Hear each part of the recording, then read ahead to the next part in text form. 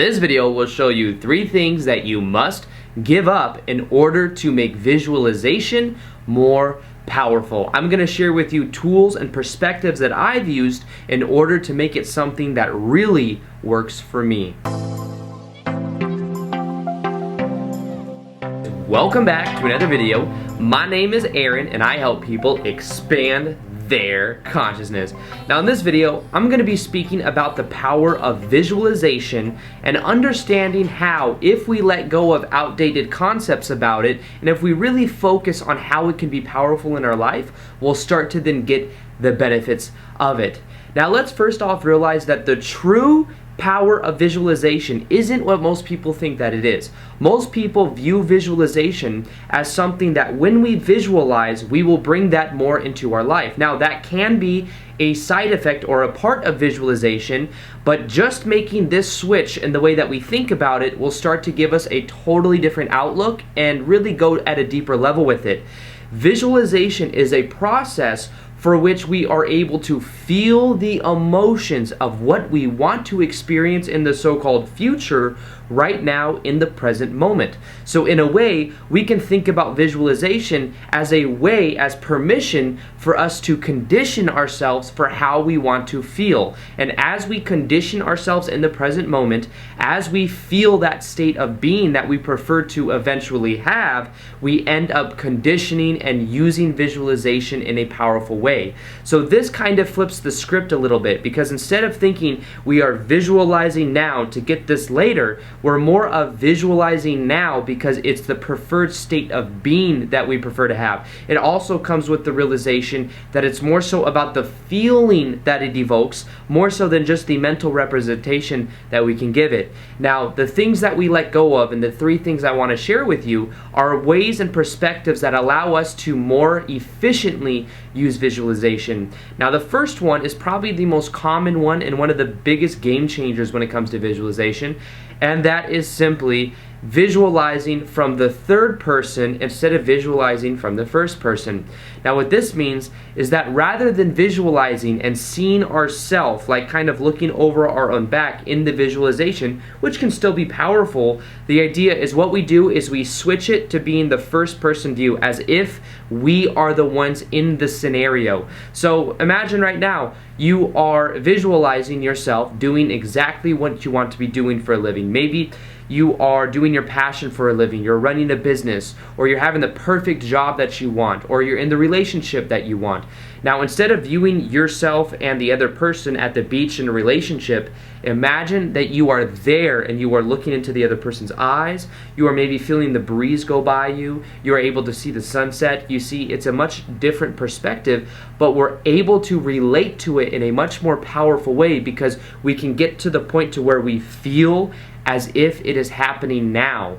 If we are looking from the third person point of view and we're like looking over our back or looking at it like we're looking at a movie, that has power, but it's not as powerful. Now what I'd say is toy around with this, because maybe some people feel more into it if they're looking at it like a movie, but I'd say for a vast majority of people that at least I've worked with, it seems like they get the best results when it comes to seeing it from a first person point of view. So give up the third person point of view if you find that you tried the first person and it's more powerful, and know that as you do that, the main intention is to feel as if it is happening now, not to think that it's some externalization, external point of view, external moment. Feel happy in the present moment and give yourself permission to feel that now. Now the second thing to give up has to do with thinking that visualization is only about the imagery. It's only about the mental representation. Now, in order to make visualization more powerful, this is something that I've shared and I've seen people get amazing results with,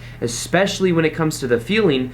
Realize that we have multi-sensory perceptions. Like, we're not just limited to the visualization of the mental representation of what we can think of. Now, most people have certain senses that they're stronger in. Now, some people are very strong at visualization because they think in visual visual images. Me, for example, I'm what they call an auditory type strong. Like, my auditory sense of being able to hear is much more strong than all the other ones, and that means that when I'm thinking, I think in the form of words more so than I do mental representations or more so in feelings. Now, some people straight up are more, I think it's called kinesthetic, which means that they feel more into it, they're more cognizant than anything else. Now, that's why it depends on you. What is your strong suit? Now, whatever your strong suit is, use that in the form of visualization, but then add other sense perceptions. What you do is you can add taste to it. So if you're imagining maybe the imagery of you and the person that you want to be in a relationship with at the beach, you're visualizing being in a relationship. Instead of just visualizing the sunset and the other person, add in there what it would be like to have maybe the salt in the air, like smelling the salt water, and then feeling the breeze, and then the sun that's beating down on you. You see, as we add in these different senses, we start to relate to it in a much more powerful way, and then at the same time, you can add in that first person view so that you're able to see it from that point of view as well. So these two together are very powerful. Add in the different senses. If you're maybe, at the perfect job that you want, imagine what it would feel like to be at the desk, having your desk organized, maybe the smell of the paper that you're using, that you're writing on. All of these different nuances add to you being able to really feel into it to make it something that is so much more powerful. So secondly, that's what it's all about, is just understanding the multi-sensory and making it something that can really feel into it. Now, the third one has to do with the expectation of how things happen. This actually goes deeper than just the visualization, but realize that the visualization that we have is just one symbol of something we want to experience. We don't want to limit ourselves by going out into the world, and if we don't see a one-on reflection of what we visualized, thinking that things aren't working. The key to this is knowing that that is a visualization that our ego, that we can consciously think of, but in reality, don't limit yourself to your visualization. Maybe if your visualization only has a certain barometer, there's only certain things that happen, what if it could happen in a much more grand way, but what if we're limiting ourselves because we're holding on to the expectation of how things must happen? So to really make visualization more powerful, first off, let go of the expectation of how things must happen and thinking that this is the only limit that we have. You can use the words, I want to have this in my life or greater, meaning that you're not limiting yourself to just this. It could happen in an even better way. So let go of that expectation. This is something that goes beyond just visualization, because many times we'll think that that's the only limitation we have or that's all that could happen, but we're limiting ourselves. Realize that the ego's greatest visualization that it can possibly realize is actually the floor for our higher mind. There are much better circumstances that could happen. It's just that we can't consciously think of it. So don't limit yourself with your ego. Realize that you can honor it, you can use it as a powerful symbol, but things could happen in a much more grand way, and all you have to do is trust the process. So remember, all you got to do is first off, switch it to a first person view. Let go of the third person view that you have. It will become much more powerful. Secondly, let go of thinking it's just about one sense. Add in the other senses. Make it something that's much more visceral, much more real, and that's much more multi-sensory. And then thirdly, let go of the expectation. Understand that when you do that, you could be letting in greater things that could happen to you that could actually make you feel even more fulfilled and be even part of your greater excitement. So with that being said, I hope you guys enjoyed this video. Feel free to like this video if you liked it, subscribe if you haven't already.